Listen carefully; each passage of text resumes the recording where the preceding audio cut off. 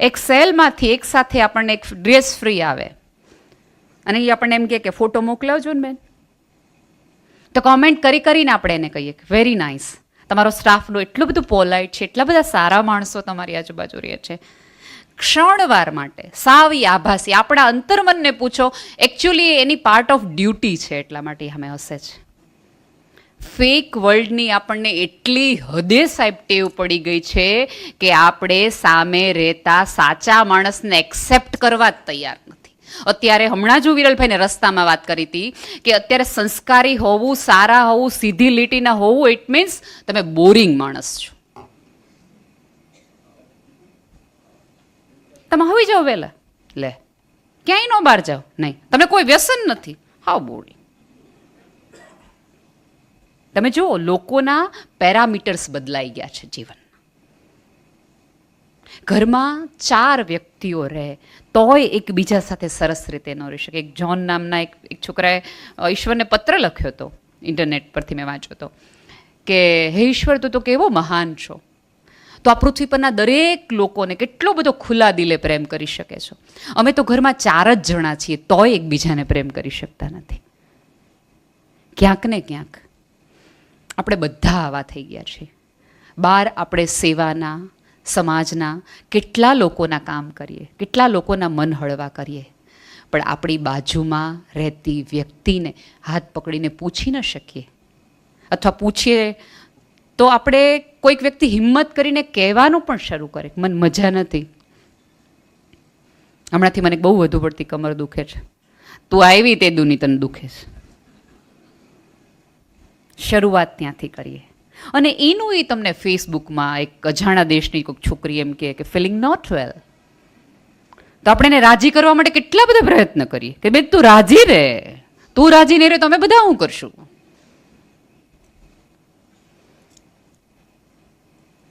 ભાઈ જે એમ કે બહુ કંટાળો આવે છે ઓફિસમાં, તમને કેદી મજા આવીશ. સી, જ્યારે કોઈક માણસ હિંમત કરીને પોતાની ચામડી કે પોતાની ઉખડીને પોતાના ઘાવ દેખાડી રહ્યું હોય ને, ત્યારે હાથ પકડવાનો હોય, વાહે હાથ ફેરવવાનો હોય, ખભો આપવાનો હોય, ખોળો દેવાનો હોય અને આંસુ લૂછવાના હોય. આવું બધું ઓન સ્ક્રીન કરવાનું હોય તો આપણને જરાય વાંધો નથી, ઓફ સ્ક્રીનમાં જ વાંધો છે. આપણું પરિવાર છે ને સાહેબ, એ આમ જુઓ ને તો એક પ્રકારનું એક ક્લિનિકલ સર્જરીનું સ્ટેશન છે. તમારી વાઢકૂપ દરેક પ્રકારની થાય, તમારા તમામ સ્કેનરોમાંથી તમે પસાર થઈ જાઓ. તો આ ફેમિલી છે ને એ માનો કે ન માનો સાહેબ, શેર બજારમાં જો રોકાણ કરતા હોય ને તો ફેમિલી પ્રાઇવેટ લિમિટેડમાં પહેલું કરજો, કેમ કે એના શેર બહુ મળતાય નથી અને એના શેર જેની પાસે રહ્યા ને એની જ પેઢીઓ તરી છે.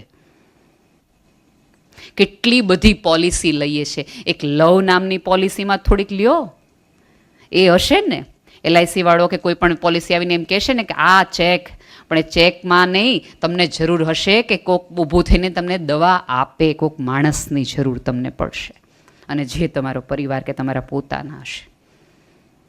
પોતાનાપણું આટલું બધું આપણી અંદરથી ઉખડી રહ્યું છે સાહેબ. આપણું છૂટાછેડા, બ્રેકઅપ, હુકઅપ એક આમ જુઓ ને તો બીજી વ્યક્તિ સાથે તો પછી છે, પહેલાં મારી જાત સાથે વધી ગયું છે.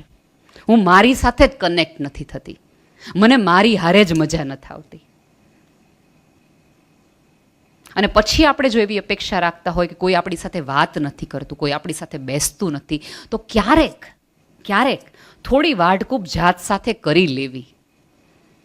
આપણને ટેવ કેવી થઈ ગઈ છે જીવનમાં કે આપણી અનુકૂળતા પ્રમાણેના સંબંધો જોઈએ, આપણી અનુકૂળતા પ્રમાણેના માણસો જોઈએ, આપણને યસ નો કે એવા આપણને સંબંધો ગમે છે. મુલ્લા નસરુદ્દીનને ત્યાં એક પંખી ઉડતું આવ્યું, અને પંખી કંઈક બહુ વિચિત્ર પ્રકારનું પંખી. એને એમ થાય કે આ હાળું કોઈ દી જોયું નથી, છે કંઈક નવું પ્રકારનું અને મજાનું, અને હશે કંઈક મૂલ્યવાન, તે કાલ સવારે વેચશું તો આના પૈસા આવશે. પણ આના પીછા છે ને વધુ પડતા આમ હવામાં રહીને ઉડીને વિચિત્ર પ્રકારના થઈ ગયા. આને થોડાક ટ્રીમ કરો એટલે આમ થોડુંક દેખાવડું ને રૂપાળું ને મજાનું લાગે. થોડાક એના પીછા ટ્રીમ કરે છે. પછી એમ થાય કે આ પંક્ષી બહુ જ સારું છે, ઉડી તો મોટા હશે, પણ એના નખ કાંઈક બહુ વાગી જાય એવા છે. કાલ હું વેચવા જઈશ ને તો કોકને નખ જોઈને એમ કહે કે આ પંખી તો વગાડે એવું છે, એક કામ કરો થોડાક નખ કાપી નાખો. આ કલગી થોડીક આમ ન હોવી જોઈએ, થોડીક આમ એકદમ શેપ આમ મજા ન હોય ને તો આના પૈસા જાજા આવે. કલગી કાપી નાખે, પીછા કાપી નાખે, નખ કાપી નાખે, પૂંછડીને થોડોક રંગ કરી નાખે, પંખી હોય એના કરતાં થોડુંક નાનું કરી નાખે. પછી પંખીને મૂકીને દૂર જોઈને એમ કે હાશ હવે આ પંખીનું નામ ચકલી પાડી શકાશે. ક્યાંક ને ક્યાંક આપણે સંબંધોમાં, પરિવારમાં, પોતાના આજુબાજુના લોકોમાં આવી વાઢકૂપ કરીને આપણા મનમાં જે છે એ પ્રકારનો માણસ બનાવવાનો પ્રયત્ન સતત કરતા હોય છે. સાહેબ, જીવનમાં કાતર લઈને ફરશો તો વાઢકૂપ જ થશે. 100 દોરા લીધા હશે ને તો કોક દી જોડાઈ શકશો અને પોતાના પણ સાચવી શકશો. અમારે ત્યાં સૌરાષ્ટ્રમાં ઓલો ચંદરવાની ટેવ છે, જૂના જૂના કાપડો અત્યારે તો હવે ફેમ ઇન્ડિયા વાળાને બધા એને બહુ મોટી કિંમતે વેચે છે, ડિઝાઇનર એને કહેવામાં આવે છે. 4 બાજુના ટુકડા હોય એને ભેગા કરી નાખો અને સરસ મજાનું રૂડું રૂપાળું આખું ચિત્ર લાગે. આમ જુઓ તો આ ચિત્ર છે ને એ જીવન છે. લાલની બાજુમાં પીળું હોય, પીળુંની બાજુમાં કાળું હોય, વચ્ચે ધોળું હોય, ક્યાંક આખા પ્લેનની વચ્ચે ફૂલડાવાળું હોય, ફૂલડાની બાજુમાં એક લાઇનિંગવાળું હોય. માનો કે ન માનો, આપણા ઘરમાં રહેલી દરેક વ્યક્તિ છે ને એ આ જુદી જુદી પ્રકારની છે અને ઉપરથી જુઓ તો એ રૂડું રૂપાળું જ લાગતું હોય. અને મારી માટે તો આપણા પરિવારની દરેક વ્યક્તિ એ જગત જોવાની જુદી અને નવી બારી છે. તમે પિતાની નજરેથી જોશો આ જગત તો તમને એક અવકાશ દેખાશે કે અહીંયાથી તરત બહાર નીકળો એટલે બધું પોતાનું થાય. દાદાની નજરેથી તમે જગત જોશો તો તમને ધૈર્યપૂર્ણ લાગશે. બેનની નજરે તમે જગત જોશો તો તમને આખી મૈત્રીપૂર્ણ જગત લાગશે. સિક્રેટ જે તમારા સાચવી નાખે એવું આ જગત લાગશે. માની બારીએથી તમે આ જગત જોશો તો તમને જગત પ્રેમ લાગશે અને દાદીની બારીમાંથી તમે જગત જોશો તો તમને જગત વાત્સલ્યપૂર્ણ લાગશે. પણ આપણે કોકની બારી નહીં તે મારી બારી પ્રમાણેની કરવાની ટ્રાય કરીએ છીએ. આપણી સમજ અને ગેરસમજણો આપણે થોપવાની ટ્રાય કરીએ છીએ. મેં કીધું એમ આપણે સંભળાવવાની લાઈમાં ને લાઈમાં સાંભળવાનું ભૂલી ગયા. આ જગતમાં આપણે જીતવા આવ્યા જ નથી, જીવવા માટે આવ્યા છે મારા વાલા. પણ આપણને બધાને ઓલો અત્યારે રોગ લાગુ પડે છે, કર લો દુનિયા મુઠ્ઠી મેં. કોક દી ઊભા રહીને પૂછજો તો ખરા મુઠ્ઠીમાં આવ્યું ખરું કાંઈ? હું માનું જ છું કે આ શાસ્ત્રમાં શમશાનની વિધિઓમાં વચ્ચેથી ગામ વચ્ચેથી એ આખી લઈ જવાની વિધિ એટલા માટે જ હશે કે આપણા પૂર્વજો આપણને કહેવા માગે છે કે અંતે આ સ્થિતિમાં જ જવાનું છે, તું જોઈ લેજે. એટલે દરેકની નજર સામેમાં, અને એટલા માટે જ શાસ્ત્રો એમ કીધું હશે કે ત્યાંથી નીકળે ને ત્યારે 2 મિનિટ ઊભું રહી જવાનું. આપણે જો કોઈ પણ શમશાન યાત્રા નીકળતી હોય તો આપણે ગમે એવા કામમાં હોય તો આપણે ઊભા રહી જઈએ. એ સંકેત ઉપરવાળો આપવા માંગે છે કે ઊભા રહીને જોઈ લેજે, તું ભલે ગતિમાં જતો હોય પણ આ ગતિમાં તારે 4 ખભામાં જવું પડશે. તમે આમ જુઓ ને તો મને તો આપણા શાસ્ત્રો, આપણી સભ્યતા, સંસ્કૃતિ એટલા માટે વધુ ગમે છે કે એણે ઝીણી ઝીણી વાતોની અંદર બહુ મોટા મોટા રહસ્યો મૂક્યા છે. કોઈ કારણ વગર કોઈ નિયમ જ નથી, કોઈ કારણ વગર કશું થયું જ નથી. પણ આ ખળભળાટ, ઘોંઘાટ અને રઘવાટ વચ્ચે આપણે સૂક્ષ્મને તરફ જોવાનું ભૂલી ગયા છીએ અને સમજવાનું ભૂલી ગયા છીએ. એટલા માટે આપણી બાજુમાં પડખામાં રહેતો વ્યક્તિ છે એ આપણે કકડાટનું એપી સેન્ટર લાગે, જ્યારે કે એ તો આપણો ભાગીદાર, સાથીદાર છે. તમારો પરિવાર છે એ તો તમારું જનરેટર છે. તમારી જગત આખામાંથી તમારી લાઇટ વહી જાય ત્યાંથી તમારે આવે. અત્યારે બધાના પર્સમાં કે કારમાં એક પાવર બેંક હશે કે તમારું આખું ચાર્જિંગ વયું જાય ત્યાં જઈને કરી આવાય. તમારો પરિવાર એ તમારું પાવર બેંક છે દોસ્ત, એને સતત ચાર્જ કરતા રહેજો. નોળિયો અને સાપની લડાઈ થાય ને પંકજભાઈ, તો એવું થાય કે બંનેની લડાઈ એક સરખી થાય. નોળિયો લડાઈ વચ્ચે થોડીક વાર જઈ અને પોતાની નોળવેલ સૂંઘી આવે. પોતાના દરમાં એક નોળવેલ હોય. હવે એ એક લોકો એવું કહે છે કે કાલ્પનિક વાત છે કે નોળવેલ છે કે નહીં, પણ એ દરમાં જાય છે એ સાચી વાત છે કે નોળવેલ સૂંઘી આવે. ત્યારે મને હંમેશા એવું લાગે કે નોળવેલ સૂંઘવા નથી જતો, પોતાના પરિવાર તરફથી શક્તિ શક્તિ લેવા જાય છે. સાહેબ, પોતાની આખી આ મથામણની અંદર તમને તમારી નોળવેલ જળી જાય અને એ હાથ વગી સતત રાખજો, બાકી બહુ તકલીફના દિવસો આવતા છે. અત્યારે તમે અહીંયાથી નીકળો અને બહાર બહુ ભયાનક વરસાદ આવે, બધા પલળી જાય, કપડાં ગંદા થઈ જાય, તમારા સિલ્કના ડ્રેસ છે એ બગડી જાય, કાદવવાળા થઈ જાય, તમારા મોંઘા લેધરના શૂઝ છે એ બગડી જાય, તો તમે એવું કરશો કે નીકળતી વખતે અરે કપડાં બહુ ખરાબ થઈ ગયા છે, શૂઝ બહુ ખરાબ થઈ ગયા છે, હવે ઘરે કેમ જાઉં? તમે પાડોશીને એમ કહેશો કે દરવાજો ખોલો ને, મારા ઘરે જવાય એમ નથી, બહુ કપડાં ભીના છે, શૂઝ બહુ બગડી ગયા છે, હું બહુ ગંદો લાગુ છું, વાળ વિખાઈ ગયા છે, મેકઅપ બધો વયો ગયો છે. નહીં, આપણે સૌથી વધુ ખરાબ, ગંદા, ગોબરા ગમે એવા થઈને ઘરે જઈએ છીએ, કારણ કે એક શ્રદ્ધા છે કે અહીંયા બારણું ખોલનાર વ્યક્તિ મને એવું નહીં કે કેવા લાગોસ કે કેવી લાગે છે. આપણે ગમે એવા હારીને, થાકીને, હાફીને, રજડીને ક્યાંકથી આવો તો અંતે ઘર તરફ જાય. સાહેબ, આ પૃથ્વી પરનું દરેક વ્યક્તિ પૃથ્વીના કોઈ પણ ખૂણામાંથી જાય એને ગમે એવું ઘર કકડાટવાળું લાગતું હોય ને તોય એને પહેલો હાશકારો એના સોફા ઉપર જ થાય. ગમે એવી 3 સ્ટાર 5 સ્ટાર હોટલમાં જાઓ, ગમે એવા તમે સારા ગમે એવા હિલ સ્ટેશન ઉપર જાઓ, તોય 4 દીમાં ઘર જ યાદ આવે. એક ભાઈને બહુ વિદેશ પ્રવાસ કરતા હતા અને બહુ બહારગામ રહેતા હતા, અને એક જગ્યાએ જઈને હોટલને જઈને એમ કીધું કે બળેલી રોટલી દે, દોડાયેલી દાળ દે, ડુંગળી છે આમનમ મૂકી દે, મીઠું મૂકતો નહીં, છાશમાં થોડીક વાસ આવી જોઈએ, અને અહીંયા ઊભો કકડાટ કર, પ્રશ્નો પૂછ મને બધાય. એટલે ઓલા વેઇટરને એમ થયું કે આ ભાઈને શું તકલીફ પડી? એ કે તકલીફ કંઈ નથી પડી, બસ કાંઈ ઘર યાદ આવ્યું છે કે. ટ્રસ્ટ મી, ક્યારેક મિસ કરશો. જ્યારે તમારી આજુબાજુનું એકાદ વ્યક્તિ, જ્યારે તમારા ફોનમાં જે ફોન નંબર દિવસમાં 4 થી 5 વાર આવતો હશે અને નંબર તમને ડિલીટ કરવાનો આવશે ને ત્યારે તમારી અંદરનું અડધું વિશ્વ ડિલીટ થઈ જશે. જ્યાં સુધી એકબીજા સાથે છો, એકબીજા પાસે છો, ત્યાં સુધી એ સ્મૃતિઓને, એ અવાજને પોતાના કરી લ્યો.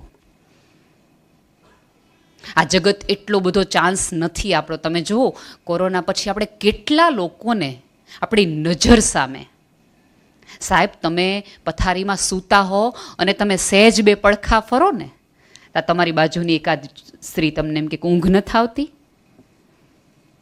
અને કાં એમ કે મેં ના પાડી હતી ઢોકળા અત્યારે રાત્રે ન ખાતા હો. થયું ને હક, માને નહીં કોઈનું. પણ જે દિવસે તમને અહક થતું હશે, તમે પથારીમાંથી આમથી આમ થશો ને ઓશિકાની બંને બાજુ તમને તમારું કોઈ નહીં દેખાતું હોય, ત્યારે તમને પડખા ફેરવાની નહીં, ઢોકળા સામે હશે ને તો ઈચ્છા નહીં થાય. કોઈક વ્યક્તિના નસકોરા તમને હાલરડા જેવા લાગશે, અને એ બંધ થઈ જાય ને ત્યારે એ રૂમનું ભેંકાર, એ 200 સ્ક્વેર ફીટનો નાનો એવો રૂમ છે ને, એ તમને 2000 સ્ક્વેર ફીટનો લાગવા માંડે કે આટલો નાનો ઓરડો આટલો મોટો લાગવા માંડ્યો.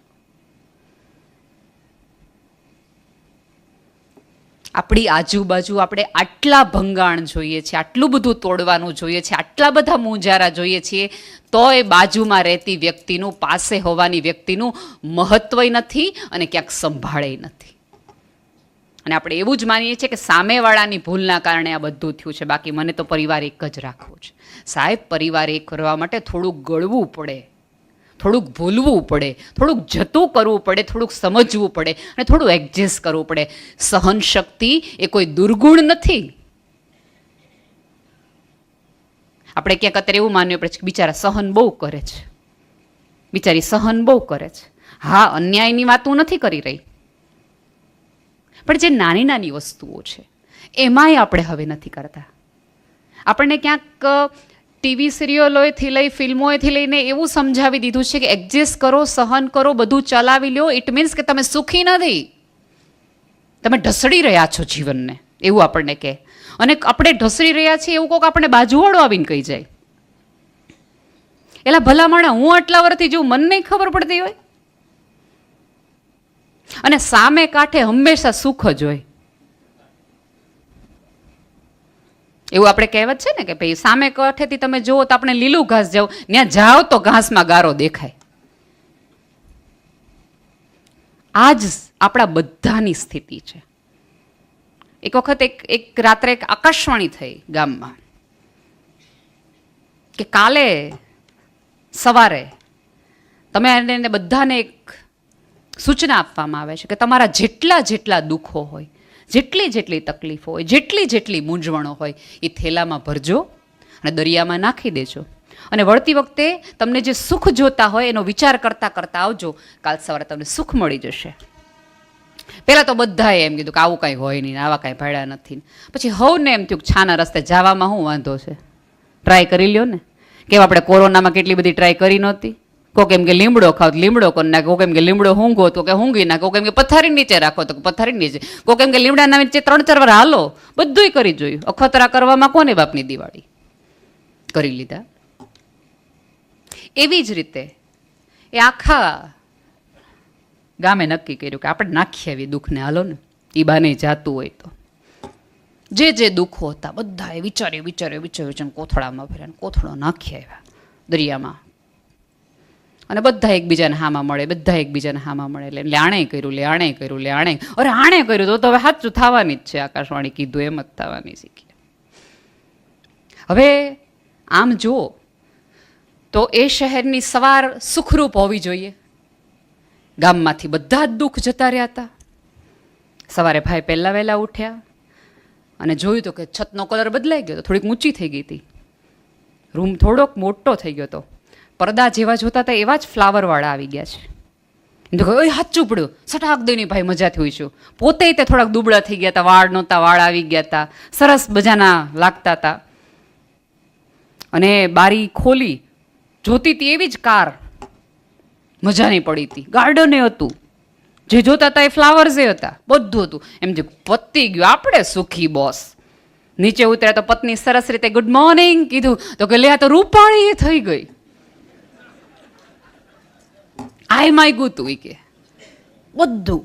અને રાજીનો રેડ થતો એ માણસે દરવાજો ખોલ્યો અને આ માણસ ખાધીને જોયું, લે ઓલાનો આ પટેલભાઈનો બંગલો ભારે મોટો થઈ ગયો. લે અને હાડા 2 કાર, આપણે યાર એક જ કારમાં ગઈ. અને એની પત્ની તો ઓલા કરતાય વધુ હારી. યાર આ તો પેલા કરતાય વધુ હારી લાગે. અફસોસ લઈને અંદર આવ્યા. જેને પત્ની સુંદર થઈ ગઈ હતી, 2 કાર થઈ ગઈ હતી, બંગલો મોટો થઈ ગયો, તો એણે જ્યારે જોયું ત્યારે એને એમ થયું એટલે આણે હાડા હેલિકોપ્ટરમાં ગયું, બહુ કરી જોયું. સેકન્ડ વારમાં સુખી ગામ અફસોસની યાદીમાં આવી ગયું. અત્યારે આપણે બધા જુઓ, આપણી પાસે બધાનો એક નાનો મોટો અફસોસ છે. અરીસામાં જોઈએ છે ત્યારે આપણે થાય કે હું સહેજ મોટી હોત ને તો હીલ ન પહેરવી પડત, સહેજ આ વાળ લાંબા હોત ને તો વાંધો ન આવત, આ પેટ સહેજ આ મંદર હોત ને તો કંઈ વાંધો નહોતો. આપણે આપણાથી જ રાજી નથી અને સામેવાળા પાસેથી એવી અપેક્ષા રાખીએ છીએ કે હું તારી માટે કેટલું કરું છું, તું મારાથી રાજી રહે. दोस्त जैसा बजाओगे ऐसा ही सुनोगे. જેવા પડઘા વાપશો, જેટલું બોલશો એવા જ પડઘા પડશે. જ્યારે હું જ મારાથી રાજી ન હોય તો આ જગતની એક પણ વ્યક્તિ, એક પણ સંબંધ, પરિવારનો એક પણ વ્યક્તિ મારી સાથે રાજી ન રહે, કારણ કે મને મારી યારે મજા નથી આવતી. અને પરિવાર હોઈએ ત્યારે તો સૌથી મોટી વસ્તુ એ છે કે જ્યારે આપણે આપણાથી રાજી ન હોઈએ ત્યારે બાજુવાળી વ્યક્તિને પોતાની જેને સાથે સંબંધ જોડાણો હોય, જે પોતાનું હોય, એને તો ખુલ્લા દિલે કહેવાની ટેવ રાખીએ કે યાર મજા નથી આવતી. હમણાં આજકાલ હું બહુ ચીડાઈ જાઉં છું.